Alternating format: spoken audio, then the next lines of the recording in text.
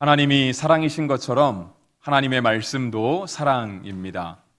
우리가 하나님의 말씀대로 살려고 하고 또 하나님의 말씀을 전하려고 하는 데에는 하나님의 말씀 속에 이 귀한 사랑이 묻어나기 때문입니다. 오늘 본문은 예수님께서 바울에게 또 바울이 그의 영적인 아들 디모데에게 그리고 디모데는 자신이 머물며 하나님의 말씀을 전해야 하는 에베소 교회에 이 말씀을 전했습니다. 그러면서 이 말씀, 특별히 이 교훈의 말씀의 목적은 바로 사랑이라고 하는 것을 강조하였습니다. 그래서 오늘 말씀의 제목도 교훈의 목적은 사랑입니다 라고 5절에 있는 말씀을 조금 변형해서 잡아보았습니다. 오늘 우리가 이 말씀을 들을 때에 하나님의 말씀을 대하는 우리의 자세를 한번 점검해보고 우리가 하나님의 말씀을 가지고 세상을 대하게 되는데 세상을 대하게 되는 우리의 자세도 다시 한번 돌아볼 수 있는 시간이 되기를 바랍니다. 디모데는 에베소에 남겨졌습니다. 우리가 지난주에 살펴본 것처럼 내가 너를 머물라 한 것은 이라고 하면서 바울은 디모데를 특별히 에베소 교회에 남겨두었습니다. 그 이유는 에베소 교회 안에 어떤 사람들이 일어나서 다른 교훈을 가르쳤기 때문입니다. 그것이 우리가 어저께 지난주에 살펴본 3절과 4절 말씀에 기록이 되어 있습니다. 어떤 사람들이 나와서 신화와 족보로 대표되는 또 다른 교훈들을 자꾸 에베소 교회 안에 이렇게 거론하고는 했는데요. 실제로 그러한 말들이 교회 안에 유익했기보다는 그 당시 이러한 다른 교훈으로 인하여서 에베소 교회는 쓸데없는 변론이 자주 일어났습니다. 그래서 우리가 지난주에 그 새번역 또 공동번역 새한글 성경 같은 거를 살펴보면서 쓸데없는 변론, 다툼을 일으키는 그래서 시간만 낭비하게 되는 그런 논쟁이라고 하는 것을 살펴보았는데요. 교회 안에 그런 논쟁들이 있었던 것입니다. 그러니까 어떤 사람이 나와서 하나님의 말씀을 잘 전하고 교회를 권면하고 교회를 위로하고 교회가 신앙 안에 설 수 있게끔 올바르게 인도해 간다고 한다면 교회가 그것만큼 편안한 일이 없겠죠. 그리고 초대교회는요 늘 사도들의 가르침을 받아서 운영되던 교회였습니다. 우리가 이제 그것을 사도행전을 통해서 살펴볼 수 있는데 지금도 교회는 마찬가지이죠. 그러니까 목회자들 또 교회 안에 또 특별히 이렇게 중직자로 세움받은 분들을 중심으로 해서 교회가 움직여 갑니다. 그런데 이렇게 교회가 하나님 말씀에 기초해서 말씀대로 잘 운영되고 있을 때 이 에베소 교회 안에 어떤 사람들이 자꾸 다른 교훈을 얘기하기 시작했던 것입니다. 그래서 그것이 그냥 어디 한쪽 구석에서 조용히 일어나고 있던 것이 아니라 이것이 점점점 커져서 교회 안에 자꾸 그 쓸데없는 논쟁을, 그러니까 쓸데없는 변론을 자꾸 만들어갔던 것입니다. 그래서 우리가 이 에베소 교회를 사실상 크게 이렇게 상상해 보지 않을 수 있는데요. 그러니까 에베소 교회에 그런 일이 있었다라고 하는 사실은 우리가 오늘 성경을 통해서 충분히 인지할 수 있지만 그러한 논쟁이 일어났던 에베소 교회가 과연 어땠을까? 그러니까 그 분위기가 어땠을까를 한번 상상을 해보면 조금은 시끄러웠을 것 같은 겁니다. 그러니까 시간을 낭비하는 쓸데없는 논쟁이 자꾸 벌어지니까 아마 교회가 서로 자기의 주장을 하기 위해서 그러니까 이러한 주장을 해도 괜찮다. 이것도 우리가 신경 써야 될 것이다. 우리가 저것도 소홀히 해서는 안 된다. 라고 하는 그런 많은 일들이 여기저기서 막 일어났을 테니까요. 그것이 논쟁이 되면서 그 논쟁이 어쩌면 조금은 교회 분위기를 조금 전투적으로 만들어가지 않았을까. 그러니까 사람들의 감정을 자꾸 격앙시키고 어쩌면 편을 갈랐을 수도 있겠죠. 왜냐하면 이렇게 말하면 이것이 맞다라고 하는 사람이 있었을 것이고 또 저 얘기를 듣고 나면 저것이 맞다라고 하는 사람이 있었을 테니 분명 교회가 굉장히 격앙된 분위기와 조금 심하게까지 생각하면 좀 전투적인 분위기로 교회가 운영되지 않았을까 하는 것입니다. 근데 성경은 그러한 에베소 교회의 분위기를 향해서 분명히 말하기를 쓸데없는 변론이다라고 얘기를 했습니다. 그것이 쓸데없는 변론이 되는 이유는요, 우리가 지난주에 살펴본 것처럼 하나님의 경륜을 이루지 못하기 때문에 그렇습니다. 하나님의 경륜은 하나님의 경영하심이라고 말씀을 드렸잖아요. 하나님이 뭔가 일을 이루어 가시는 거예요. 그것이 하나님의 경륜인데요, 하나님께서 이루고자 하시는 것은 누가 뭐래도 단 하나죠. 모두가 다 예수님 믿고 구원받는 거 아니겠습니까? 오늘 우리가 이 자리에 나와서 하나님을 예배하는 것도 우리의 신앙 가운데 우리는 예수님을 믿습니다. 예수님이 우리의 구주십니다. 우리는 예수님의 말씀대로 살겠습니다라고 하는 그런 신앙의 고백 가운데 함께 우리가 예배할 수 있는 거죠. 이것이 하나님의 경륜이거든요. 그리고 이러한 하나님의 크신 사랑이 정말 세상을 이처럼 사랑하셔서 독생자 예수 그리스도를 내어주신 이러한 하나님의 사랑이 오늘 우리 예배드리는 성도, 또 당시에는 에베소 교회 성도들을 통하여서 이 세상 가운데 이렇게 전파되기를, 이렇게 드러나기를 원했던 것입니다. 그것이 이제 고린도 전후서에 보면은 그러한 표현을 했죠. 우리는 그리스도의 편지다, 우리는 그리스도의 향기다라고 하는 표현을 썼습니다. 그러니까 성도를 통하여서 그리스도의 사랑이 정말 이 땅을 아름답게 만드는, 우리가 꽃향기만 맡아도 기분이 좋아지는데 정말 성도를 통하여 품겨져 나오는 예수 그리스도의 사랑으로 말미암아 이 땅이 그렇게 변화되어지기를 간절히 바랬던 것입니다. 그런데 이러한 하나님의 경륜이 이루어지지 않는 겁니다. 교회라고 말하기가 어렵겠죠. 하나님의 경영하심, 그러니까 우리 교회는 예수님이 머리시잖아요. 예수님의 머리 대신 교회 안에 그리스도의 사랑이 나타나지 않아요. 우리가 이걸 교회라고 말해야 할까요? 그러니까 하나님의 경륜이 드러나지 않는 교회는 굉장히 위험한 교회입니다. 그래서 디모데가 이 에베소에 남아야만 했던 거예요. 마치 하나님께서 우리를 우리의 삶의 자리에 보내시는 것처럼 여러분이 가정을 향해, 직장을 향해, 또 학생들은 학교를 향해 가는 이유가 우리가 그곳에서 그리스도의 사랑을, 정말 우리가 예수 믿는 사람입니다, 뭔가 드러내고 싶은 그것이 있는데 내 주장을 드러내는 것이 아니고요, 내가 어떻게 신앙생활하는가 이거를 자랑하는 것이 아니라 그리스도의 사랑만을 드러내야 되는 그 역할이 있는 것처럼 디모데가 그 역할을 위해서 지금 에베소에 남아 있었던 것입니다. 그리고 이런 전투적인 분위기를 막아야 되는 거예요. 격앙된 분위기를 막아야 되는 겁니다. 단지 분위기를 깔아앉히는 게 아니라 교회가 다시 그런 허탄한 쓸데없는 족보와 신화에 매이지 않고 다른 교훈에 얽매이지 않고 그리스도의 사랑을 나타내기 위해서 디모데가 에베소에서 그 일을 해야 했던 것이죠. 그래서 5절의 말씀해 보시면 그렇게 얘기하잖아요. 이 교훈의 목적은 오직 사랑이다. 쭉 얘기하다가 사랑이거늘이라고 되어 있잖아요. 디모데 교회가 아무리 많은 변론을 일으키고 서로가 서로를 맞다라고 주장하고 있을 때 이 디모데가 에베소에서 그 사랑을 증거해야 되는 그 사명을 감당할 때요, 디모데도 굉장히 주의해야 될 게 있었습니다. 그것은 무엇이냐면 디모데가 아무리 옳은 말을 해도, 디모데가 아무리 성경의 말씀을 가지고 사도의 가르침대로 교회를 운영하려고 해도 디모데에게도요 사랑이 없어서는 안 됐습니다. 왜냐하면 디모데는 알았거든요. 이 교훈의 목적이 사랑이라는 사실을 알았어요. 그러니까 디모데에게도 에베소 교회를 목회할 때 사랑이 묻어나야 되는 것입니다. 그러니까 디모데가 목회하면서 내가 하나님 말씀을 잘 알고 있고 내가 교회의 목회자이니 무조건 하나님의 말씀을 강하게 주장한다라고 하면 성도들의 마음 가운데 그렇게 큰 울림이 없었을 것 같습니다. 그러니까 디모데도 사랑을 가지고 전해야 했던 거죠. 우리도 그렇지 않습니까? 우리도 자녀를 양육할 때도 그렇고요, 또 사랑하는 연인 사이에서 대화를 할 때도 그렇고, 우리가 어디서든 이야기를 할 때 사랑을 빼먹고 나면 실제로 그것이 잘 전달되지 않습니다. 이것이 먹히는 데가 있기도 합니다. 그러니까 사랑을 빼놓고 아주 그냥 건조하게, 무미건조하게 말만 해도요 이것이 먹히는 조직들이 있기는 있어요. 아마 대표적인 것이 군대이지 않을까 싶습니다. 군대는 사랑에 복종하는 게 아니라 명령에 복종하는 사회잖아요. 그러니까 군대에서는 괜찮습니다. 군대에서는요 총알이 막 날라와도 거기 돌격 앞으로 하면 내가 죽을 수도 있잖아요. 그럼에도 불구하고 그 명령에 죽고 사는 크게 조직이 군대인 거죠. 어쩌면 직장도 그럴지 모르겠습니다. 근데 저도 직장 생활은 많이 안 해봐서 직장 생활 오래 하신 분들의 말에 비하면 좀 이렇게 부족한 지식일 수 있지만, 직장은 누가 뭐라고 해도 이윤 추구하는 데잖아요. 그러니까 직장, 우리가 이제 하루 보통 출근하면, 이제 저도 그렇게 살았는데요, 아침에 제가 집에서 한 6시 반쯤 이렇게 출근을 했던 것 같아요.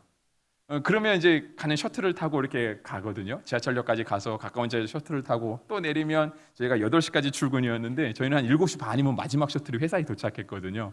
그러니까 이제 너무 빨리 가야 되는 그런 게 있었어요. 심지어 처음에 발령받은 데는 집에서 굉장히 먼 거리에 있었거든요. 그래서 막 6시 되기 전에도 이렇게 출근했던 기억이 나는데요. 퇴근하고 돌아오면 빨리 돌아와 8시거든요. 그러니까 하루 종일 직장에 있는 사람들과 더 많은 시간을 보내요. 그러다 보니까 되게 관계가 끈끈해지죠. 같은 팀에 있는 사람들하고 굉장히 끈끈하고 가정 사정도 다 알고 뭐 일정도 다 알고 그래서 있다 보니까 도리어 식구들보다도 더 많은 시간을 보내는 사람이 함께 일하는 사람들이더라고요. 그래서 직장 사람들하고 굉장히 끈끈하게 뭘 하지만 그럼에도 회사가 추구하는 바가 있잖아요.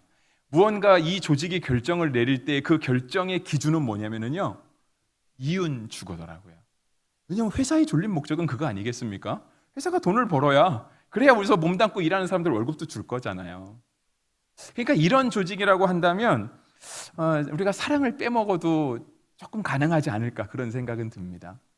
그런데 그러한 조직조차도 요즘에 들어와서는 그렇게 딱딱하게 회사를 경영하지 않죠, 그죠? 딱딱하게 군대가 운영되지 않는 것 같더라고요. 사랑을 강조하죠. 왜냐하면 사랑에서 나오는 힘을 알기 때문에 그러지 않은가 싶습니다. 그래서 교회에서도 마찬가지입니다. 사랑을 빼먹으면 아무리 옳은 소리 해도요, 그것은 사실상 교훈이 되지 않습니다. 권면도 되지 않죠. 사랑을 빼먹고 얘기하면 그냥 사실상 그거는 그냥 목사님이니까 저런 소리 하시나 보다. 뭐 교회 장로님이고 권사님이니까 저런 소리 하시나 보다. 한 귀로 듣고 한 귀로 흘리게 되지, 진심이 전해지지 않으면, 사랑이 전해지지 않으면 크게 유익함이 없게 되는 것입니다. 에베소 교회 안에 그런 사람들이 있었습니다. 그런 사람들은요, 헛된 말에 빠져 있었다라고 6절에 되어 있고요.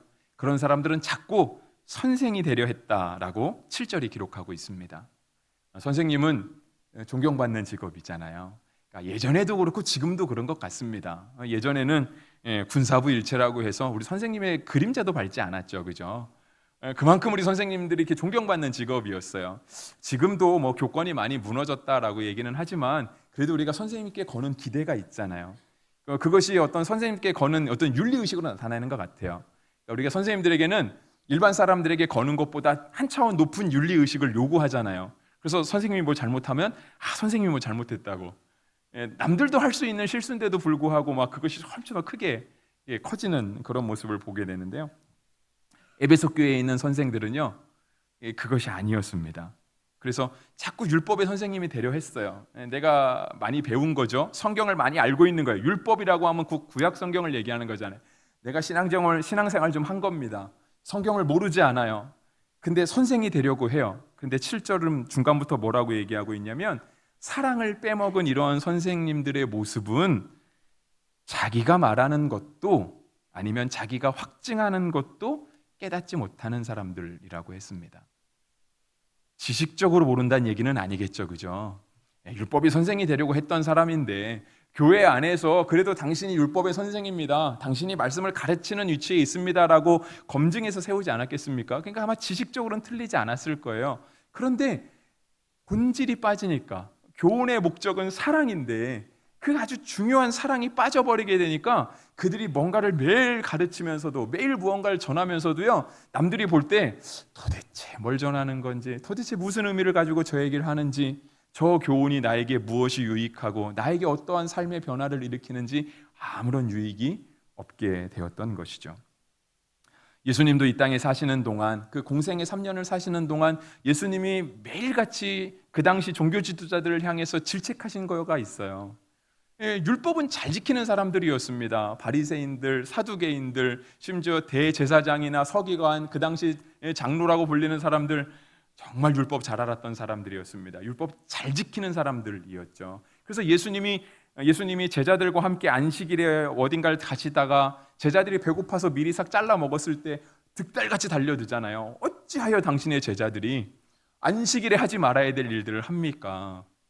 그러니까 배고파서 먹은 건데 그것이 안식일법에 어긋난다고 막 예수님을 뭐라고 하는 거예요. 제자들을 향해서 뭐라고 하는데, 우리가 성경이 점잖게 기록되어서 그렇지 그 질타하는 바리새인과 사두개인들의 말에 그 담긴 그 속뜻이 무엇이었을까요? 진짜 당신이 하나님의 아들이라고 하면서 당신의 제자들이 뭐 굉장한 일을 한다고 하면서 어떻게 성경도 모르냐고. 안식일에 정말 하나님이 거룩하게 구별하신 안식일에 해야 될 일이 있고 하지 말아야 될 일인데 그거 하나도 구별하지 못하는 사람들이라고 굉장히 제자들을 무시하는 말투가 있지 않았겠습니까? 그들이 배고픔은 헤아리지 않고 그들의 필요는 헤아리지 않고 단지 법을 어겼다는 그 이유만으로 예수님을 향해서 막 뭐라고 하잖아요. 그리고 예수님이 그러한 종교 지도자를 향해서 말씀하시죠. 내가 율법을 폐하러 온 게 아니다. 내가 율법 자체를 버리려고 했던 게 아니다. 이제 하나님의 아들이 왔으니 율법 자체는 다 끝났다라고 하는 것이 아니다. 도리어 예수님이 이 땅에 오신 목적은 율법을 완성하기 위해서 오셨다라고 말씀하셨어요. 그럼 예수님은 어떻게 율법을 완성하셨을까요? 예수님이 십자가에서 돌아가셨잖아요. 돌아가신 이유는 우리를 죽기까지 사랑하셔서, 하나님이 세상을 이처럼 사랑하셔서 독생자를 주셨으니, 예수님께서 자기가 세상을 떠난 날이 이른 줄 아시고 제자들을 사랑하시되 끝까지 사랑하시니라. 그것이 예수님의 십자가의 죽으심으로 나타났던 거죠.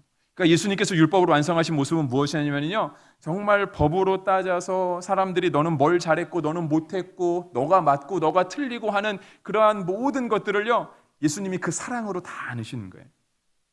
율법의 완성은요, 예수님의 품 안에서 완성이 됐어요. 그 완성이 예수님이 생명을 내어주시는, 끝까지 사랑하시는, 백성들을 긍휼히 여기시고 그들을 찾아가셔서 그들의 필요를 채우심으로 말미암아 예수님의 율법이 완성이 되었습니다. 오늘 본문의 율법의 선생이 되려 했던 사람들과는 너무 반대되는 모습이죠. 그런데 실은 율법이 잘못돼서는 아닙니다. 그러니까 율법 자체가 나쁘진 않습니다. 여러분, 성경이 잘못된 건 아니잖아요. 성경대로 살지 못하는 우리가 잘못된 거지. 그러니까 율법 자체가 나쁘지는 않아요. 그래서 오늘 본문에도 보시면은요, 8절에 그랬잖아요. 그러나 율법은 사람이 그것을 적법하게만 쓰면 선한 것임을 우리는 아노라. 당연하지 않겠습니까? 그죠? 율법이 틀리지 않았어요. 율법을 잘만 쓰면 좋은 거라는 사실 우리는 모두 다 알고 있는 거예요. 근데 율법이 제대로 적용되지 않았던 것입니다. 그래서 8절에 계속 이어가는 말씀은 무엇이냐면, 원래 율법은 왜 세워졌는가 하냐면, 율법은 죄 지은 사람들을 위해서 있는 거다. 범죄한 사람들, 하나님의 말씀을 지키지 않고 하나님을 하나님 되시지 못하게 하는 사람들, 그런 사람들을 위해서 율법이 있는 거다. 그래서 9절 중간에서도 보시면 많은 사람들이 나옵니다. 제가 이렇게 간단하게 읽어드리면, 꼭 은혜로운 말은 아니지만 율법은 누구를 위해 있냐면 오직 불법한 자와 복종하지 아니하는 자와 경건하지 아니한 자와 죄인과 거룩하지 아니한 자와 망령된 자와 아버지를 죽이는 자와 어머니를 죽이는 자와 살인하는 자며 음행하는 자와 남색하는 자와 인신매매를 하는 자와 거짓말하는 자와 거짓 맹세하는 자와 기타 바른 교훈을 거스르는 자를 위함이니라고 되어 있습니다. 당연히 율법 들어야 되겠죠, 그죠? 이 정도로 나쁜 사람이면 하나님 말씀 들어야 됩니다. 이 정도로 나쁜 사람이라면 우리가 당신은 틀렸다라고 얘기해도 괜찮을 것입니다. 그런데 사랑을 빼먹으면 안 되는 거죠. 아무리 죄를 지은 사람에게도요, 사랑을 빼먹고 나면 변화되지 않습니다. 율법 자체가 나쁘지는 않아요. 이런 사람들은 율법을 들어야만 하는 사람이 맞을 거예요.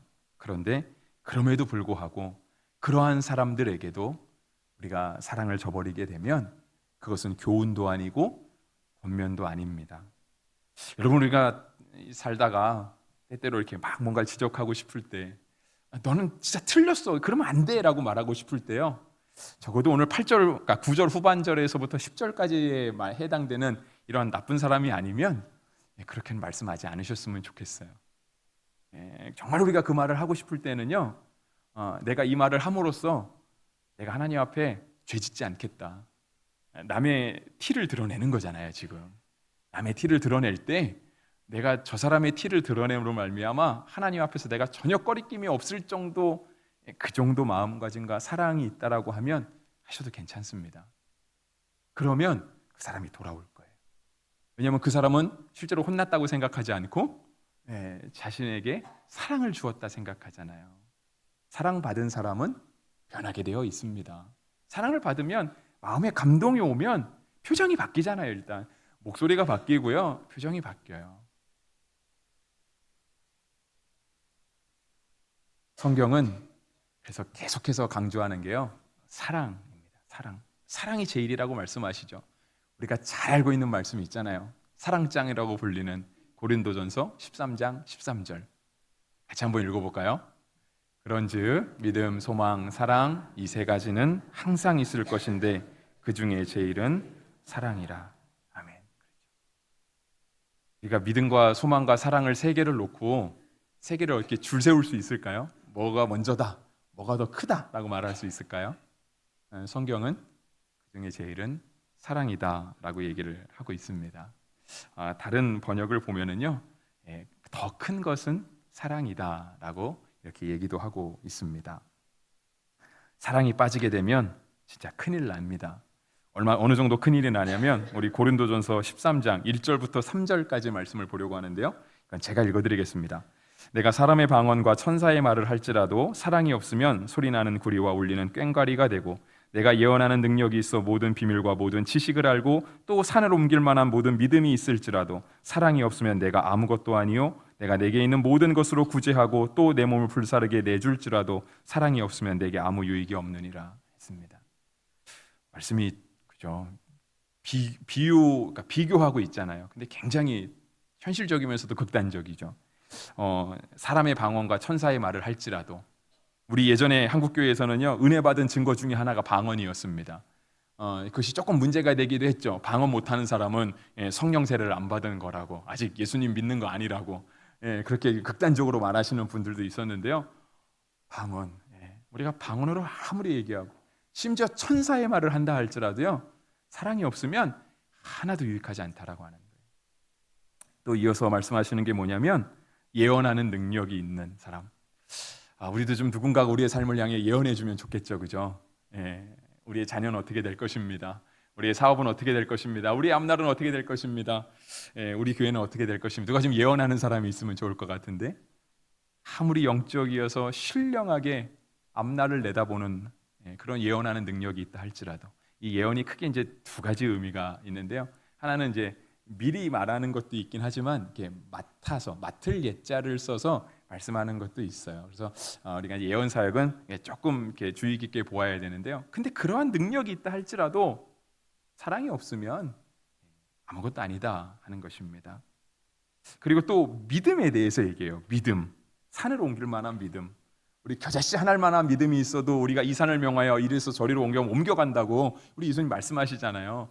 근데 그렇게 산을 옮길 만한 믿음이 있다 할지라도요, 사랑이 없으면 아무것도 아니라고요. 저 사람 참 믿음 좋아.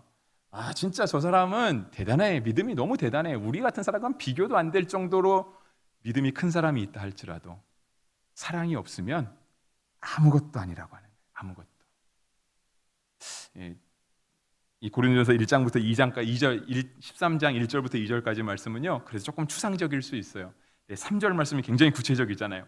내가 내게 있는 모든 것을 다 내줘서 구제하는 거예요. 여러분에게 있는 모든 재산을 여러분이 다 팔아갖고 불의한 이웃을 도와준다 할지라도요, 그래서 내가 거지가 된다 할지라도 사랑이 없으면 아무것도 아니라고요. 성경은 계속해서 우리에게 사랑해라, 사랑을 품고 살아야 된다라고 말하고 있습니다.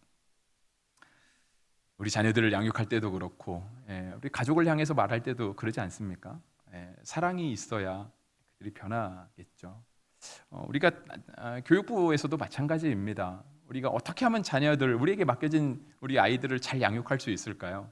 우리가 그들에게 정말 공부를 열심히 해갖고 성경 공부 준비 잘 해갖고 서론, 본론, 결론 잘 짜서 아이들에게 가르쳐주면 아이들이 변할까요? 물론 하나님 말씀은 살아있으니까 하나님 말씀으로 변화될 수 있기는 하지만 거기에 사랑을 담아야죠. 사랑을. 하나님이 너를 이렇게 사랑하셔. 예수님이 너를 이렇게 사랑하셔. 근데 아직 그 사랑을 모르는 것 같으니까 먼저 믿은 우리가 그 사랑을 담아서 보여주는 거예요. 하나님의 사랑을 보여주는 거예요. 교회에 새신자들이 올 수 있습니다. 어떻게 하면 그분들 양육할 수 있을까요? 사랑을 보여주는 거예요. 사랑을 보여주는 거.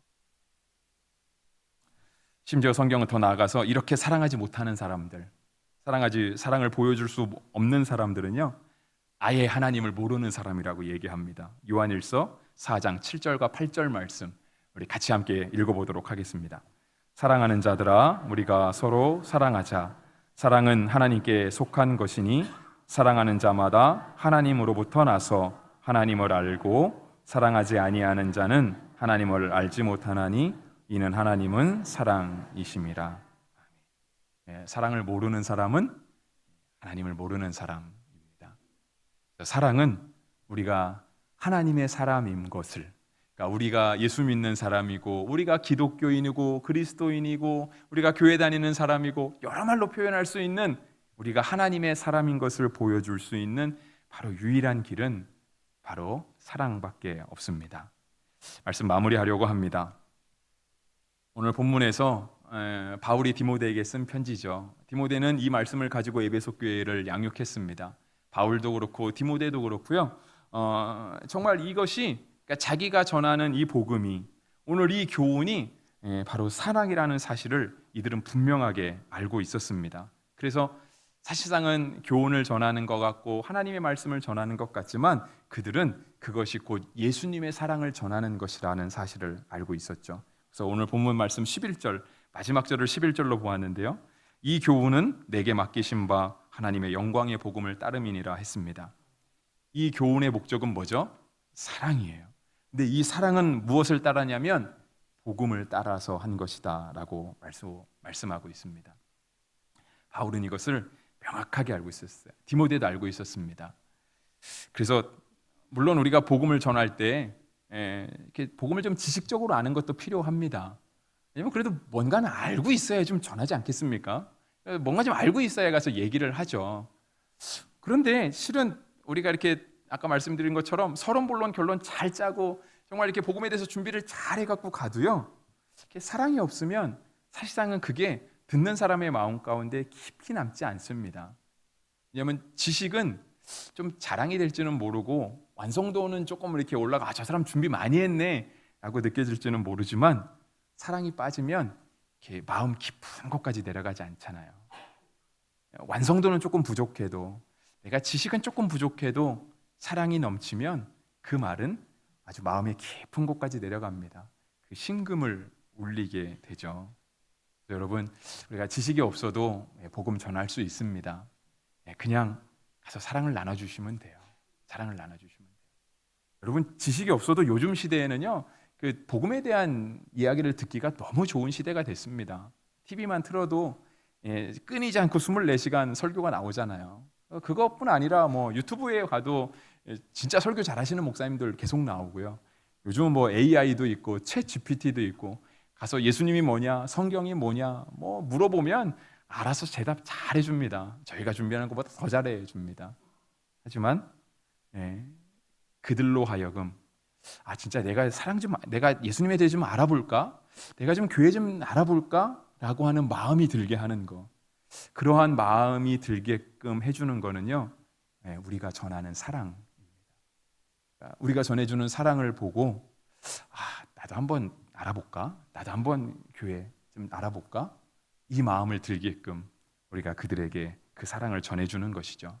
그럼 우리는 잘 알지 못해서 그냥 우리는 사랑할 수밖에 없었는데, 우리가 그 사랑, 전해준 사랑을 통해서 예수님이 그 복음을 완벽하게 이루어내시는 것이죠. 바울과 디모데는 이 교훈을 자기가 맡았다라고 생각했습니다. 그래서 이 교훈은 내게 맡기신 바라고 11절에 얘기하고 있잖아요. 사랑을 전하는 일을 우리에게 맡겨졌습니다. 여러분, 사랑을 전하는 일이 우리에게 맡겨진 바라고 여러분, 우리가 함께 아멘으로 순종할 수 있으면 좋겠습니다. 꼭 전도해야 된다. 그죠? 전도하려고 하면 힘들잖아요. 왜냐하면 전에도 잘 오지도 않고. 근데 그냥 이러면 좀 편하지 않을까 싶어요. 그냥 옆에 사람들에게 조금 친절하게 해줘. 그냥 만나는 사람들에게 조금 따뜻한 온정을 보여줘. 이거는 쉽잖아요. 그 사명이 우리에게 있어요. 이 교훈은 내게 맡기신 바라고 바울과 디모데가 깨우쳤던 것처럼 사랑을 전하는 일이 나에게 맡겨진 바라는 것을 확신하면서 우리가 예수님의 사랑을 드러낼 수 있는 성도가 되시기를 주의 이름으로 축복합니다.